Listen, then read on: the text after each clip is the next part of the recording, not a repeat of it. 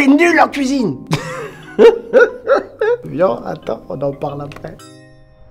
Hola todos, tudo bem. Bon, cette vidéo, elle va faire mal. Je vais détruire un conte, un mythe dans les couples. Je suis vraiment obligé. Désolé. Mais c'est votre faute aussi, mesdames. Bon, avant de vous mettre sur mes côtes, avant de prononcer votre sentence, faites votre taf.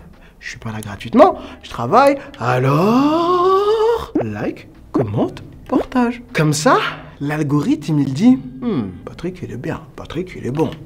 Bon, revenons sur notre sujet. Arrête de lui courir après. Vous faites trop ça, mesdames. Vous savez quel est le moment le plus néfaste dans un couple? C'est le moment où vous vous rencontrez. Le moment où tout se passe bien. Oui, tu sais, ce moment où tu l'aimes tellement que t'aimes même sa mauvaise haleine. Tu trouves qu'il a du charme. Franchement, tu sais que t'abuses. C'est le moment le plus néfaste. Parce qu'à ce moment-là, tu cuisines très mal. T'es comme les enfants. Quand tu les écoutes, ils peuvent manger, si ça leur plaît, un steak frites matin, midi, soir. Tu fais pareil. Lorsqu'au début, il est au centre de ta vie. Il est tout. Il représente tout. Tu donnes moins de nouvelles à tes amis. Tu te promènes moins. Tu vas faire moins de sport. Au cas où, vous pouvez vous voir. Et plus t'en fais, plus lui, il commence à être lassé. Plus il se dit, bon, c'est cool. Ouais, c'est toujours la même chose. Hein. Il va commencer à mettre de la distance. Parce que les steaks frites, matin, midi, soir, au début on trouve ça incroyable, hein. Et à un moment donné, il se dit, flemme, hein, plus envie. Et vous voyez ça. Qu'est-ce que vous faites? Vous resservez un steak frites. Bon, madame, c'est à toi que je parle. Je sais que vous êtes inondé de conseils, de techniques, de choses qui vous rendront soi-disant irrésistibles. Je vois également ce qu'on vous promet. À toutes et à tous, on vous promet de l'argent, du charisme, du bien-être. On vous vend un paradis. Et c'est normal de vouloir le paradis, de vouloir cet apaisement éternel, cette sérénité, cette liberté. Les super entrepreneurs l'ont bien compris. Et c'est pour cette raison que cette industrie fonctionne autant. Cela fonctionne parce qu'on oublie les bases. Pardon. On nous fait oublier les bases. Et chaque jour, mon travail, c'est de te rappeler les bases. Parce que selon moi, l'excellence, c'est la transcendance des bases. C'est d'ailleurs pour cela que je te dis en début de chaque vidéo, la vie c'est pas gratuit. Et te demande de liker, de commenter mes vidéos. Je donne de la valeur à mon travail quand je fais ça. Toi, quand tu cours après lui, tout ça, tu l'as oublié. Bon, est-ce qu'on est d'accord qu'avoir un enfant est une chose merveilleuse? Quel est le prix que tu payes, madame, pour ça? 1. 9 mois où ta santé est potentiellement en danger. 2. Ton couple est mis à l'épreuve. 3. L'accouchement, quoi qu'on en dise, est une épreuve.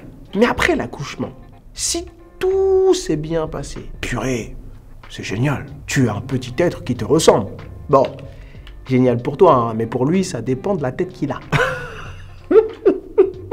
Oh, c'est bon, je rigole. Bon, soyons sérieux. Mais un enfant, ça transforme une vie et élève les parents à un autre niveau.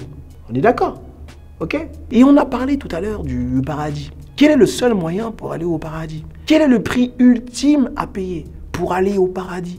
Tu es dans l'obligation d'arrêter de vivre. À moins que ChatGPT ait trouvé une autre chose à faire. Mais pour l'instant, il n'y a que ça. Et là encore, si tu vas au paradis, c'est que tu fais partie des êtres qui ont été élevés. Peu importe les croyances, on peut se dire qu'on peut se mettre d'accord sur ça. Et je t'entends là, je t'entends. Mais Patrick, à la base, j'ai cliqué parce que je suis en galère avec mon mec. Qu'est-ce que tu fais là? Tranquilo. Je bosse le watch time, les enfants, je bosse le watch time.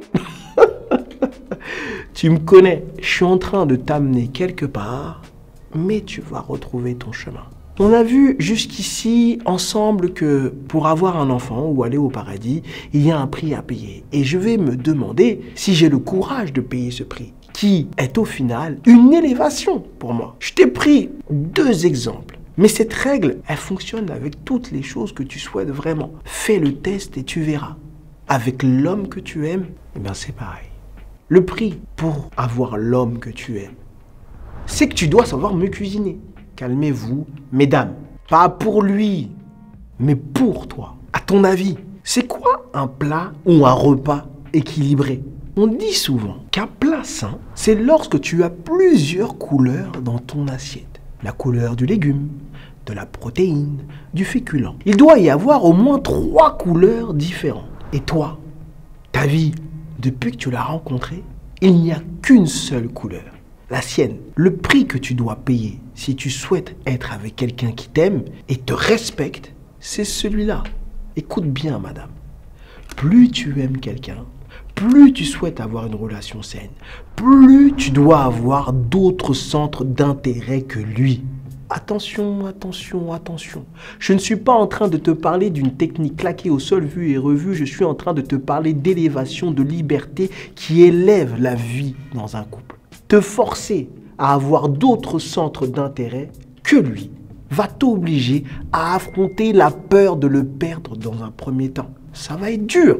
Puis si tu persistes, tu vas commencer à aimer faire des choses seul. Il va de moins en moins te manquer. Et tu vas prendre goût à la personne que tu es en train de devenir. Tu vas rencontrer d'autres types de personnes qui vont avoir un regard bienveillant, qui vont te donner de la force. Et là, tu vas commencer à t'élever. Donc lorsque tu rencontreras un homme, il verra quoi? Il verra que tu es multiple. Que dans ta cuisine interne, il n'y a pas qu'un steak frites, mais bien une série de plats avec des ingrédients incroyables. À ses yeux, tu seras solide car il se sentira important, mais pas indispensable.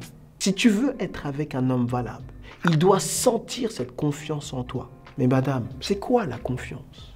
La véritable confiance, c'est pas faire des techniques compliquées et faire semblant « j'ai pas compris » alors que tu n'as pas payé le prix. La véritable confiance, c'est vouloir vraiment, véritablement quelque chose ou quelqu'un et être capable d'y renoncer si cette chose ou cette personne te fait du mal. Donc s'il te manque, que tu as envie de lui courir après, lis bien. Bon, t'as vu? T'as kiffé, hein? Allez, like, commente, partage, vole. Et arrête avec les steaks frites. Ciao.